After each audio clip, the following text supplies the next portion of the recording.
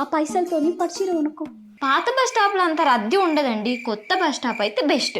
రద్దీ ఉంటుంది, మంచి ఇన్కమ్ ఉంటుంది. అంటే నువ్వు అడుక్కోరా దున్నా, నేను మాత్రం పట్టు చీరలే కొంటా అంటావు. నేనేడన్నా, మీరు అన్నదానికి నా ఉద్దేశం చెప్తున్నా గంతే. నీకు ఏది వీడు సీరియస్గా చెప్తున్నాడు, ఏది జోక్గా చెప్తున్నాడో కూడా అర్థం కాదా? నెత్తిలో పురుగులు పెట్టుకున్నావా? జోక్ అంటే నవ్వుకుంటే చెప్తారు, మీరు అంత సీరియస్గా చెప్తే సీరియస్ అనే అనుకుంటా. పాత బస్ స్టాండ్ ఉంది కదా, అక్కడ పార్ట్ టైం జాబ్ కింద అడుక్కుంటా పోయి ఆ పైసలతో పట్టు చీర కొనుక్కో. పాత బస్ స్టాప్లో అంత రద్దీ ఉండదండి, కొత్త బస్ స్టాప్ అయితే మంచి ఇన్కమ్ ఉంటుంది. నడువు నుంచి లేవు, నడు. మరి పట్టు చీర ఈ ఛాయ్ కూడా ప్రశాంతంగా తాగనియరు.